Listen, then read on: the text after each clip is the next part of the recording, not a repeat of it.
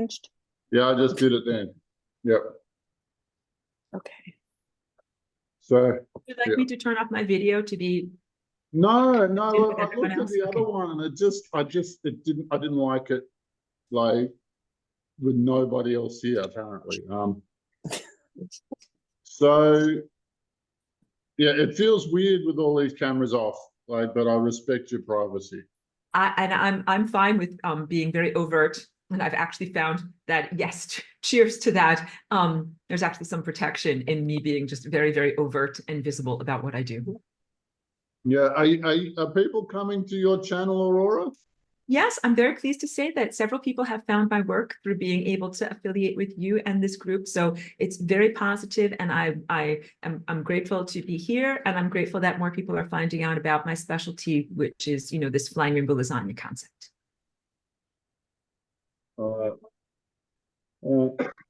Interesting. Can we go back to the start again and talk about the link between dark matter and AI and what you guys are feeling about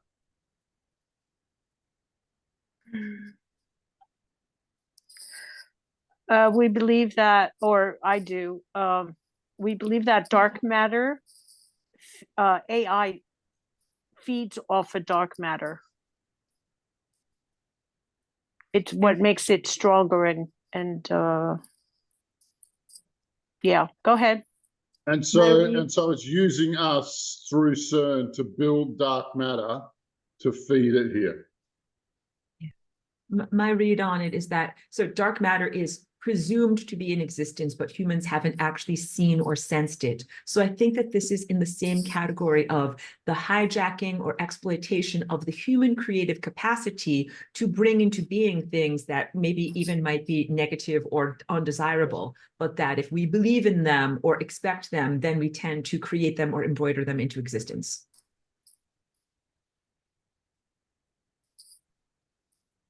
And dark matter and antimatter are different things, right? Yes, correct. All right. But dark matter has some of the properties of what used to be called ether. Like before we decided space was a vacuum, it was a substance that had no friction, no volume, like it was a substance that was a non-substance. Are we sort of in this space with dark matter? Is it just we can't account? That's right. We can't account for 90% of the mass of the universe. So where's the missing piece? Or what Yes. I think their understanding, to my understanding of what dark matter is that they can see influences on matter, but they can't tell where that influence is actually coming from. So because of that, there's some invisible force that is directly, so like we understand gravity, we understand these different things that are interacting with reality, but their notion is that there's things interacting with reality that we can't track the source of, therefore we consider it to be dark matter. And I think it's an apt analogy to say ether and dark matter are related because they were both in vogue at a certain scientific time, and that it's the style of thinking of the time, but that does not necessarily make it empirically truthful. These are Earth's surface humans, objective materialist, best guesses so far about what is going on. And then that relates to the different smashy particle experiments over there in CERN, in the sense of those presumptions being proven either true or false. But the true or falseness of it doesn't matter. These could just be justifications for doing something that's very undesirable in terms of the activities of the particle accelerators. These are like the justifications to do something that could really be larger and more negative and destabilizing to reality. Oh, look, they haven't been honest about what that thing's for from day one. Like, they're finding the God particle? No, they're not. Are they producing antimatter? Yes, they are. What's antimatter for? No comment. Right, it's, yeah, look, they can't be honest with what it's about or what the thing's for. So the only reason you keep a secret that big is because it hurts everybody. Exactly. And there's different stratification of knowledge at a place like CERN. There are the ground level true believers who are scientifically indoctrinated and they really believe in what they're doing. And then there's those that are higher and higher into the levels of rarefication where they're like, they know exactly what this is. They know that it's not good. They know that it has nothing to do with conventional science, and they're doing it anyway. And the guys at the bottom are usually the forward-facing, interface with the public. And they're like, we really believe in what we're doing, and everything is super great. And the guys at the top are snickering behind their hand. They're like, yeah, it's really super great. Thanks, guys.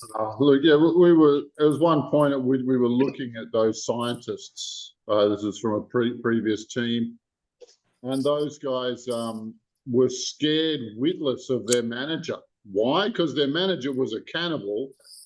And if they didn't toe the line, guess what? They didn't get fired. They got cooked. Yeah, and that's one of the things that we found going on at CERN. Yeah. This is a little bit off topic because we're trying to find some sort of relationship between CERN AI and dark matter.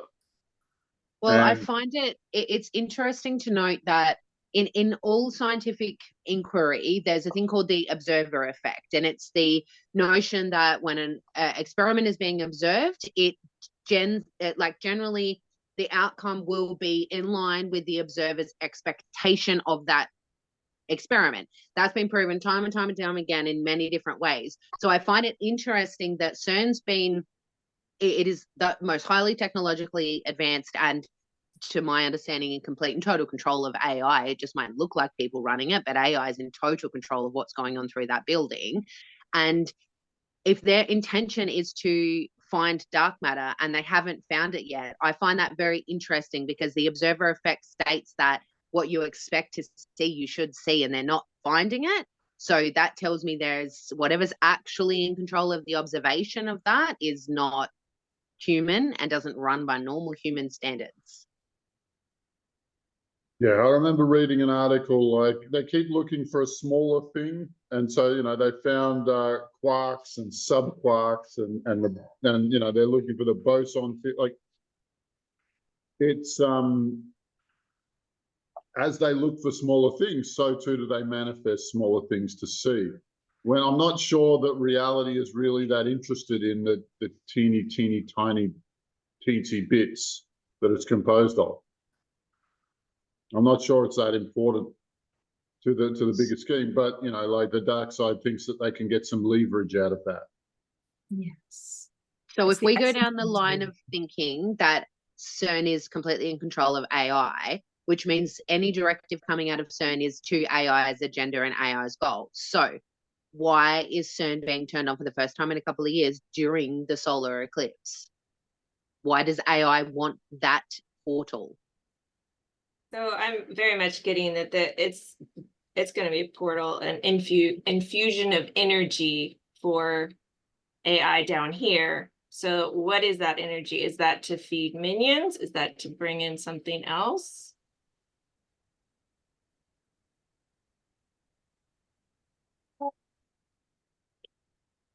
Well, I think we're back into the timelines question. It's a direct assault on time. It's our artificial time manipulation. Hijinks is what CERN and the other colliders are for. There's many colliders. Yeah, I think they're trying to move our timeline.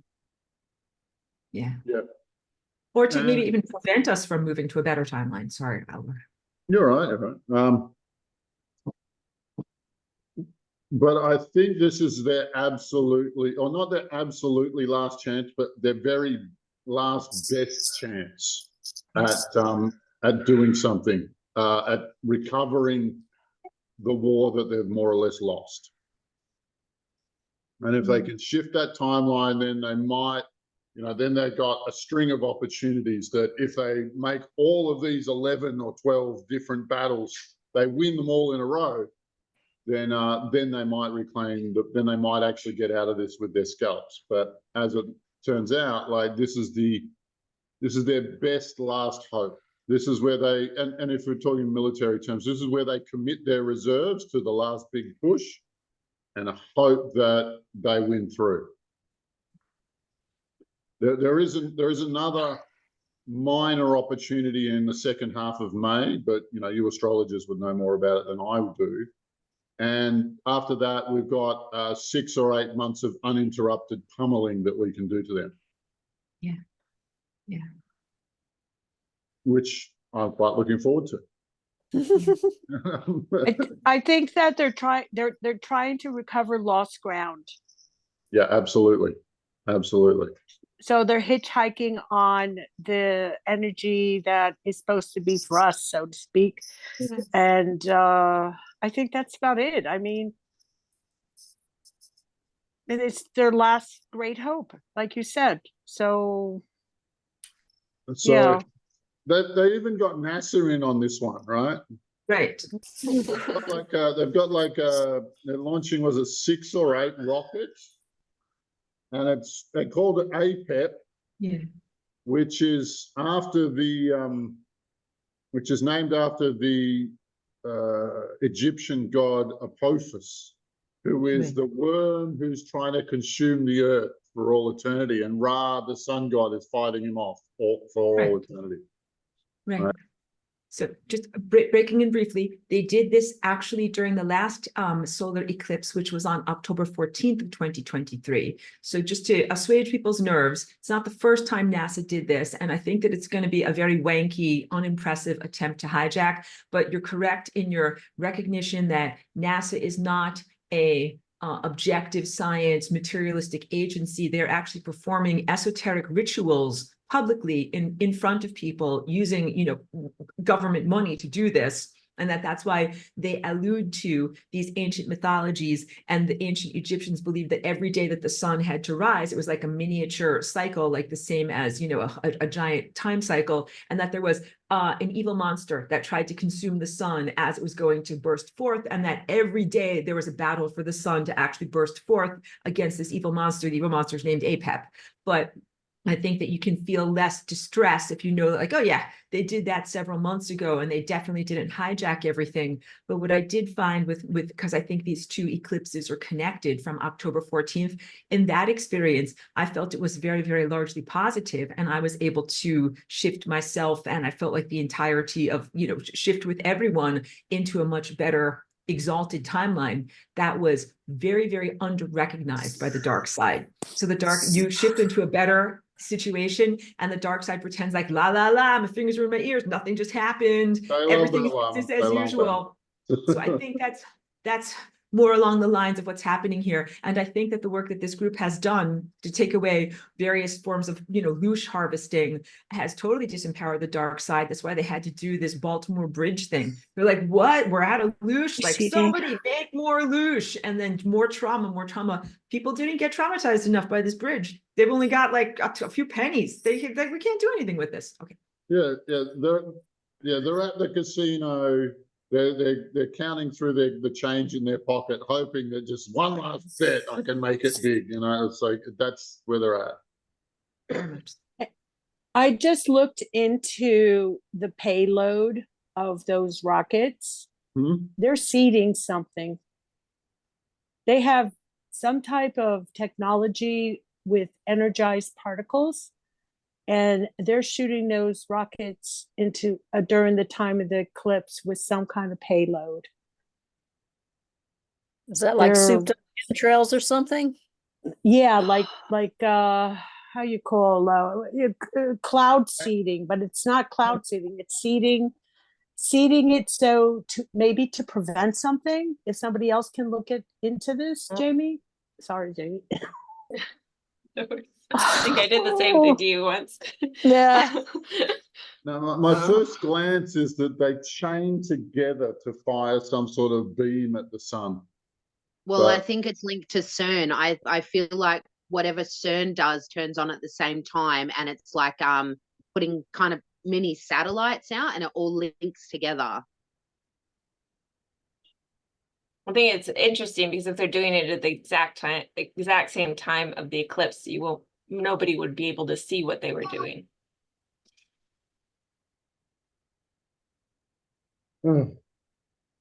Yeah, so is there a relationship between AI and antimatter?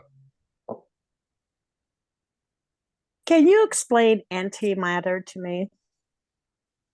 Oh, I'm not a physicist, but it's where you turn an atom inside out and you put the electrons in the middle, and then it's orbited by protons and neutrons. And when it comes into contact with, so it's inverting matter, but when it comes into contact with standard matter, then there's a massive explosion. And so this stuff is held in a vacuum, and it's held magnetically in the air in a vacuum, so that it has no contact with anything because it's so freaking toxic and so dangerous and volatile. But what's even weirder is that they made some at a university and stored it underground there. But what happened was antimatter is it actually harbors a lot of evil. It harbors a lot of evil. And so all of the students of that campus were starting to do very, very evil things. Right?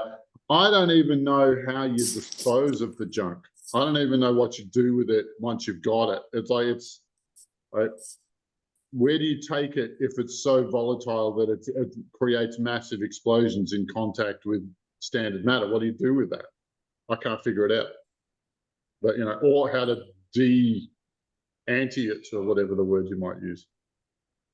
Is there anyone else got anything to add there? Yes, yes.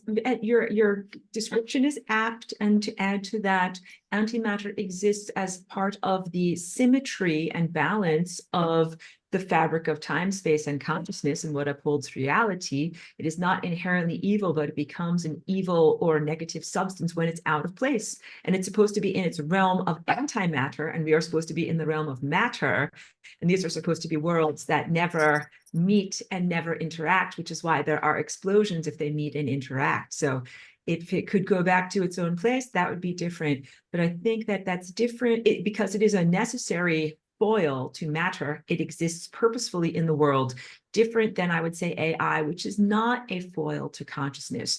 We don't have to have like life and anti-life. This dualism and expectation of dualism, it doesn't actually translate to the higher realms. So you can just have life without and intelligence without having to have anti-life, you know, AI, anti-consciousness levels of manufactured intelligence. Well, look, and this goes back to the great nothing narrative that we've got going.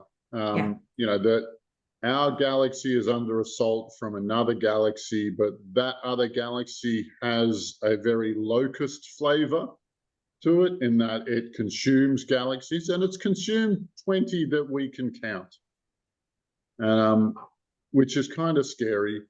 But it's definitely, this antimatter flavor matches perfectly with the great nothing, or the great monster, or the devourer of worlds. He's got lots of names, most commonly known as Metatron. Or sorry, as Ashiana Dean named him, the theorist Ashiana Dean named him Metatron. I find it interesting to note too that CERN is looking for the God particle, and if we go with the AI agenda of CERN, why is it trying to seek the particle that can create a universe, unless it's trying to actually create its own universe because it didn't earn one, it's not allowed to build one, but it wants to create one to shuffle everybody over to it. Yeah, absolutely. It is a hijacking of creative energy, which exists in the realm of life, not in the realm of non-life or non-existence or anti-life. So that, and this is all very purposeful. These are firewalls that were part of the like architecture of the cosmos, because you don't want this garbage over here to be over here in the realm of life, making stuff happen. So the only way you can try to do that is to try to steal or co-opt our energy to do that. And even our consciousness and our awareness and our observership focused on these potentialities, we need to be certain that we're not going to manifest those realities in pregnant moments of possibility. Like, sorry to use a silly example, like from a movie, like if you imagine the Stay Puft Marshmallow Man, and then that will be the thing that comes forward, just don't think about that thing in that moment. Yeah, no, yeah, Bill Murray was a classic in that show. I got all day for Bill Murray. Yeah, if you follow Ashiana Dean's theory, like the great nothing actually used to be part of life and creation, but decided that it was smarter than the big G, it was smarter than the creator, that it wanted to do something different. And so now it's kind of a rogue agent chewing at the edges of the big G, of all existence, I should say. It's a weird and insane relationship that it has with existence. But let's not underplay the idea that everything the dark side is doing is based in insanity, absolute insanity. Yes.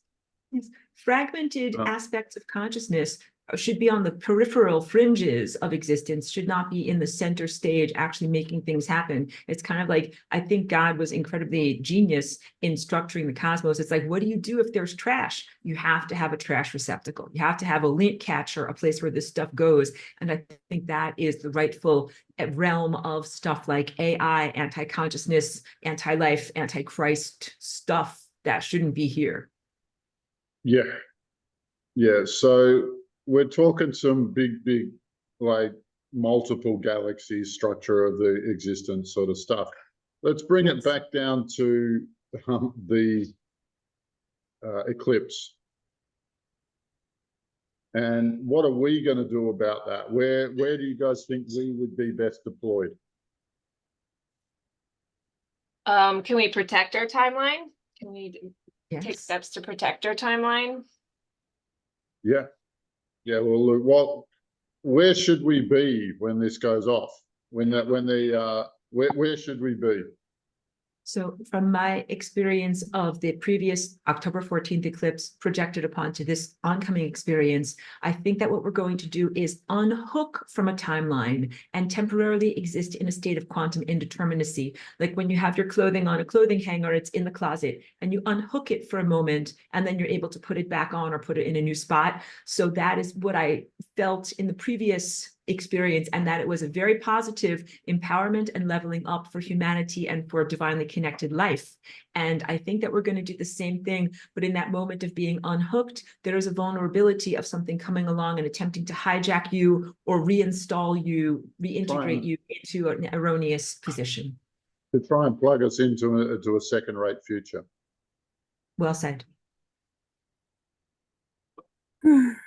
So we would unhook ourselves that 4 minutes or so of the actual eclipse. Yeah. Okay. Well, the eclipse lasts for hours. Yeah, I mean, in any given spot, it's just going to be about 4 minutes, I think. But as it travels across the globe, yeah, you're right. It would be hours. Is that what you mean? That's okay. Because my guess, and this is a guess, is that I only have a limited number of staff who are actually capable of reconnecting a timeline in the way that they want. And I would suggest it's our job to go and bop them on the head. Okay. And go and learn them a lesson that they needed to learn a long time ago, these crazy bastards. I don't know, that would, I'm open to other suggestions, but I think like the timelines will be in flux. They'll jump on and try and hijack it, and that's when we act as counter agents to the hijacking. Yeah. But you know, it's not the only thing that we could be doing though. There are other things we can do on top of that. But I'm listening. I ordered my glasses though. It's coming on April 2nd. I'm planning to be present at the eclipse to see if there's anything I can do.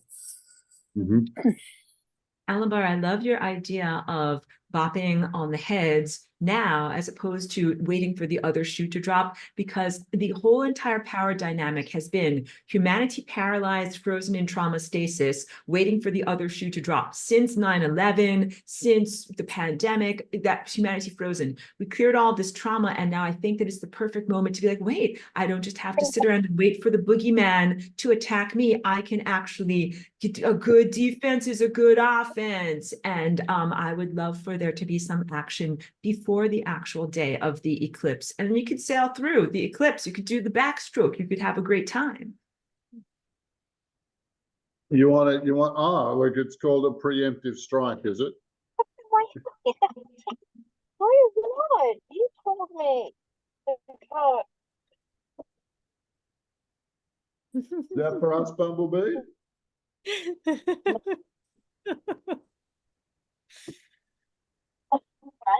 that's fine. Oh.